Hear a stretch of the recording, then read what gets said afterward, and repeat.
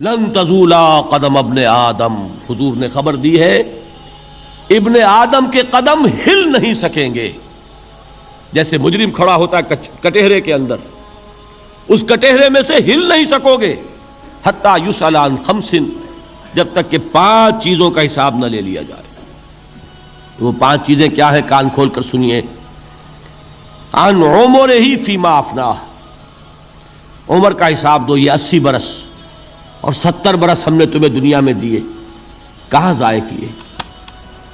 وعن شبابہ فیما ابلاہ، اور خاص طور پر جوانی کا دور، امنگوں کے دن، ولولے ہوتے ہیں، قوت ہوتی ہے، توانائی ہوتی ہے، آدمی چلتے ہوئے زمین پر پاؤں مارتا ہے، قوت جو ہے وہ اپنا اظہار چاہتی ہے. یہ جوانی کہاں گلائی؟ حساب دو، ایک ایک لمحے کا حساب دو. وَعَن مَالِهِ مِنْ أَيْنَ اكْتَسَبَهُ وَفِيمَا أَنْفَقَهُ، ایک ایک پائی کا حساب دو، مال کا کہاں سے کمایا تھا، حلال سے کہ حرام سے، اور کہاں خرچ کیا تھا، گل چھروں میں، عیاشیوں میں، یا نیکی کے کاموں میں، ادائے حقوق میں، اللہ کے دین کے لیے. 4 سوال ہو گئے. 2 زندگی کے بارے میں، ایک زندگی پوری بحیثیت مجموعی کہاں کس کام میں لگائی، اور خاص طور پر شباب کا دور کہاں لگایا. 2 سوال مال کے بارے میں، کمایا کہاں سے، حلال سے کہ حرام سے، جائز سے کہ ناجائز سے، خرچ کہاں کیا. اور آخری سوال وعما عمل فیما علم، جو علم حاصل کیا تھا اس میں عمل کتنا کیا. علم کے انبار لگاتے چلے گئے اور عمل کے آغاز کی بھی نوبت نہ آئی. یہ علم جو ہے یہ اس روز سب سے بڑا وبال بن جائے گا انسان. اتنا علم اور عمل کچھ نہیں، بجائے کہ کریڈٹ کا ذریعہ بنے یہ الٹا ڈیبٹ کا کھاتا بن جائے گا. یہ جواب دہی کا احساس ہے کہ جس کی وجہ سے انسان کی ٹریجڈی جو ہے وہ دوہری ہے. کوئی حیوان اتنے بوجھ تلے نہیں، مشقت کی، محنت کی، اس زندگی میں ختم ہوئے، اس کے بعد کوئی محاسبہ نہیں. اس کو بھی غالب نے خوب کہا ہے کہ اب تو گھبرا کے یہ کہتے ہیں کہ مر جائیں گے، اور مر کے بھی چین نہ پایا تو کدھر جائیں گے. یہ ہے وہ ہیومن ٹریجڈی. اب میں آپ کو توجہ دلانا چاہتا ہوں، ایک تو گوتم بدھ کا فلسفہ، اس کے فلسفے کا مین تھیم یہ ہے سروم دکھم، آل از پین، آل از سفرنگ. اور اس نے جو بھی اپنی محنت کی یہ تو اللہ ہی بہتر جانتا ہے کہ اسے بعد میں ملا کیا اور کیا نہیں ملا. ایک بات آپ سے عرض کر دوں، گوتم بدھ کے بارے میں ایک بہت جید عالم، میرے نزدیک بر صغیر پاک و ہند کے علماء میں جو اس صدی کے علماء ہیں ان میں ان کا بہت اونچا مقام ہے، مولانا مناظر احسن گیلانی رحمۃ اللہ علیہ. گیلان قصبہ ہے ایک بہار کا، وہاں کے رہنے والے تھے. ان کی زندگی زیادہ گزری حیدرآباد دکن میں، عثمانیہ یونیورسٹی میں استاد رہے. انہوں نے گوتم بدھ کے بارے میں یہ لکھا ہے کہ میرا یہ گمان ہے کہ وہ بھی اللہ کے نبی تھے، اور اس کی دلیل دی ہے. قرآن مجید میں ایک رسول کا ذکر آتا ہے، ذوالکفل، اور یہ ذوالکفل وہ ہے جس کے بارے میں ہمیں کچھ پتہ نہیں. قرآن مجید میں بھی ایک جگہ ذکر آیا ہے. نمبر 2 یہ کہ کسی حدیث میں اس کی کوئی ہمیں وضاحت نہیں ملتی، نہ حضور سے پوچھا گیا نہ حضور نے اس کی وضاحت فرمائی. اب یہ ذوالکفل ہے کون؟ تورات میں جو نبیوں کے نام آتے ہیں ان میں سے کسی نبی کا نام ذوالکفل کے آس پاس نہیں بنتا کہ یہ سمجھا جائے کہ یہ اس نام کی بگڑی ہوئی یا بدلی ہوئی شکل بن گئی ہے. تو انہوں نے جو کہا ہے وہ بات وزنی معلوم ہوتی ہے اس اعتبار سے کہ کپل وستو، کپل، پے جو ہے وہ عربی میں ہے نہیں، وہ فے بنتی ہے. تو ذوالکفل کے معنی کفل والا، اور یہ کفل جو ہے کپل، کپل والا، جس کو ہم کہتے ہیں کپل وستو کا شہزادہ. تو انہوں نے یہ کہا ہے کہ گوتم بدھ کے بارے میں یہ خیال، یہ میں عرض کر دوں کہ اس کو ہم یقین سے نہیں کہہ سکتے، یہ ان کا گمان ہے، خیال ہے، واللہ عالم کہیں گے ہم، لیکن امکان ضرور موجود ہے. قرآن کہتا ہے وَلِكُلِّ قَوْمٍ ہَادٍ، ہم نے ہر قوم میں ہادی بھیجے.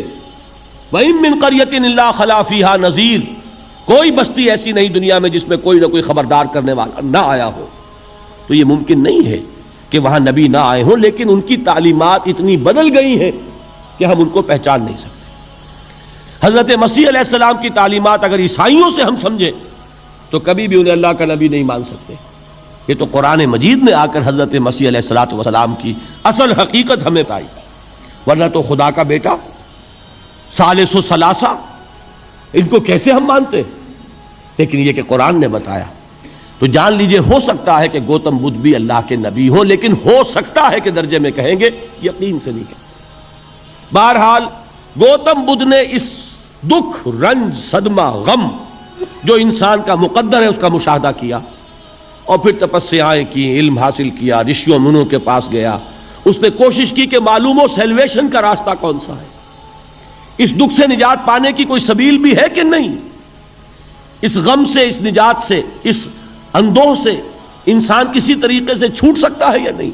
اسی کو سیلویشن کہتے ہیں انگریزی میں، اسی کو ہندی میں نروان کہتے ہیں، اسی کو عربی میں نجات کہتے ہیں۔ ان النجات معلقۃ بمجموع هذه الاشیاء، میں نے امام رازی رحمۃ اللہ علیہ کے الفاظ میں آپ کو وہ لفظ بتایا، نجات کی راہ۔ اچھا، جدید فلسفوں میں جن حضرات کو دلچسپی کی بات ہے انہی کے بارے میں یہ عرض کر رہا ہوں۔ جدید فلسفوں میں بھی ایک فلسفہ ہے وجودیت، ایگزسٹانشلزم۔ آپ نے نام سنا ہوگا سارترے، یہ فرینچ فلسفر، اور اس وقت دنیا میں جو نوجوان نسل ہے وہ بہت زیادہ متاثر ہوئی ہے سارترے کے فلسفے سے۔ کرکیگارڈ پرانے دور میں اور سارترے اس دور میں، ان کے فلسفے کا نام ہے وجودیت، ایگزسٹانشلزم۔ اس کا مرکزی خیال بھی یہی ہے، انسان کے لیے دکھ ہی دکھ ہے، صدمہ ہی صدمہ ہے، رنج ہی رنج ہے۔ صرف یہ ہے کہ کچھ حساس لوگ ہوتے ہیں وہ صدمے کو زیادہ محسوس کرتے ہیں، کچھ ذرا ان کی حس جو ہے وہ کچھ ڈل ہو جاتی ہے، کند ہو جاتی ہے۔ وہ جو غالب کا شعر میں نے آپ کو سنایا کہ مشکلیں اتنی پڑی مجھ پر کہ آساں ہو گئی، ورنہ یہ ہے کہ انسان سوچے تو دکھ ہے۔ اب یہ دکھ جو ہے اس سے نجات کا کوئی راستہ بھی ہے کہ نہیں، یہ کوسچن مارک ہے، جس کا جواب ہے تیسری آیت میں اِلَّا الَّذِينَ آمَنُوا وَعَمِلُوا الصَّالِحَاتِ وَتَوَاصَوْا بِالْحَقِّ وَتَوَاصَوْا بِالصَّبْرِ۔ جو ایک نا امیدی کی کیفیت طاری ہوتی ہے، وَالْعَصْرِ إِنَّ الْإِنسَانَ لَفِي خُسْرٍ، زمانے کی قسم ہے تمام انسان برباد ہونے والے ہیں، تباہی میں ہیں، گھاٹے میں ہیں، ٹوٹے میں ہیں۔ اس سے جو ایک مایوس کن صورتحال سامنے آتی ہے، اس مایوسی سے نجات دلانے والی آیت ہے تیسری آیت۔ ایک راستہ ہے، یہ امید کی کرن ہے، تباہی سے بچ سکتے ہو، ابدی بربادی، وہ بربادی۔ یہاں تو یہ ہے کہ ہم نے مشقتیں اٹھا لیں، فاقے جھیل لیے، تکلیفیں برداشت کر لیں، صدمے برداشت کر لیے، لیکن موت آئی، اس کا خاتمہ ہو گیا۔ لیکن اس کے بعد اگر خدا نہ خواستہ جہنم میں جھونک دیے گئے، وہ ابد الآباد تک کی، وہ ہمیشہ ہمیشہ کی جلن۔ قرآن کہتا ہے کہ اگر ایک کھال جل جائے گی، جھلس جائے گی، اللہ اور کھال دے دے گا۔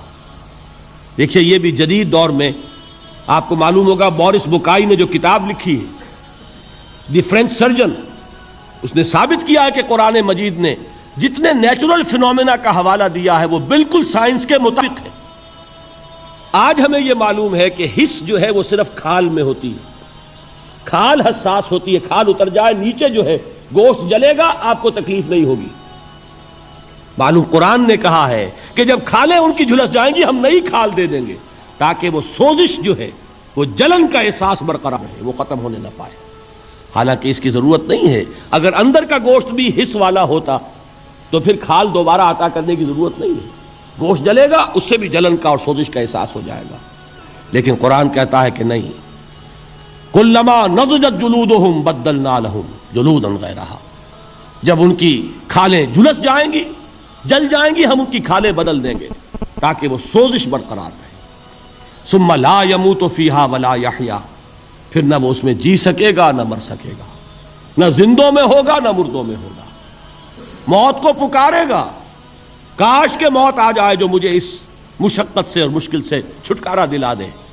وہ موت جس سے اس وقت ہم بھاگتے ہیں، اگر خدا نہ خواستہ اس جہنم میں جھونکے گئے تو پھر موت کو پکاریں گے اور موت نہیں آئے گی۔ اس عذاب سے، اس ابدی ناکامی سے، اس خسران سے، اس ابدی ہلاکت سے بچنے کا کوئی راستہ ہے؟